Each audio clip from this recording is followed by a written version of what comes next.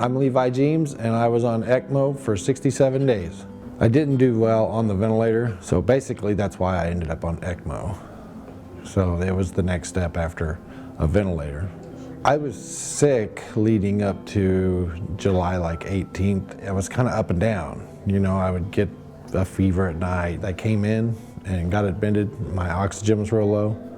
And I did breathing treatments for more than 9 days. I woke up because I had real bad atrophy. You know, I had hoses hanging out of me everywhere. I just really didn't know what was going on.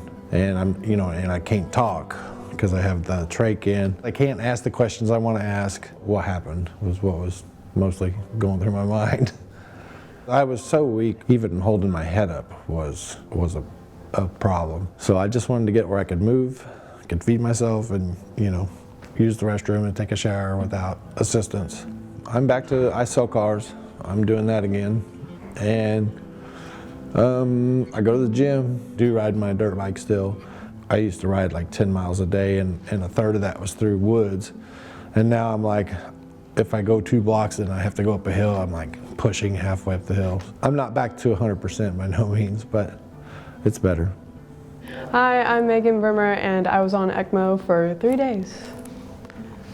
And I am Paris Brimmer, and I am Megan's mom. I got in a car accident, and I was taken to the hospital, and they had to put me on ECMO for about 3 days. And then I had to stay in the hospital after that for a while. First day I woke up, I remember they asked me questions, where I was, what day it was. I had no clue what any of the answers were. The second thing they did was take my trach out of my neck, which was very weird.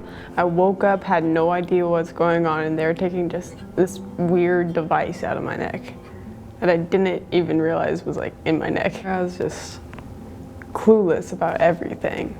The recovery process was mostly me just being stubborn and being like, I'm fine, let me go home. And everyone would just be like, no, Megan, slow down. Initially when we got here to the hospital, we had no idea what to expect. The next morning when she got out of surgery is when they told us they were going to put her on the ECMO machine. And of course we had no idea what to expect for that. I mean, it saved her life, obviously. We wouldn't be here if they hadn't been able to put her on that machine. And listening to all the nurses who were amazing. They told us what they were doing every time they did something. I'm impressed with their level of capability and the care that they took. Boy, they didn't panic, they were calm, they took care of whatever needed to be done. They kept us informed, which helped us because of course we were panicking and freaking out, thinking she was gonna rip that tube out of her. They were amazing. I'm Ruth Ann Turner, and I was on ECMO for 30 days. I'm Richard Turner, and I'm Ruth Ann's husband. Prior to July, I was diagnosed with cancer, and I had undergone 1 chemo treatment, and about 2 weeks later, I was having respiratory issues. I was sent here to University of Missouri. I was placed in quarantine for about 10 days. And during that time, I was on, I think, 5 liters of oxygen. 5 to 6. I was doing fine. I mean, I still felt awful and all that because of COVID. And on the Monday that I was supposed to get out of quarantine, I went off the cliff. They came to me, a doctor said, we're going to have to place you on a vent. I laid down and I don't remember anything until I awakened in September. The doctor called me while I was sitting in the waiting room and said we had to go ahead and put her on a vent. I think she was on the vent for 2 days, and then Dr. Shankar called and he said, I'm Dr. Shankar, I'm in charge of the ECMO department, and here's what I need to do, and she needs to go on ECMO. Doctors and the staff here, especially the ECMO team and the nurses, phenomenal. Not a bad attitude out of any of them.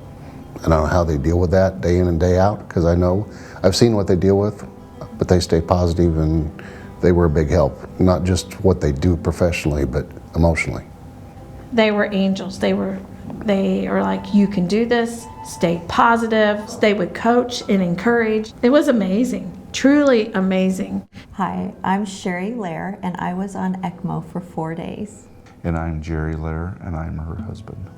I had an aortic dissection. They sent me by helicopter.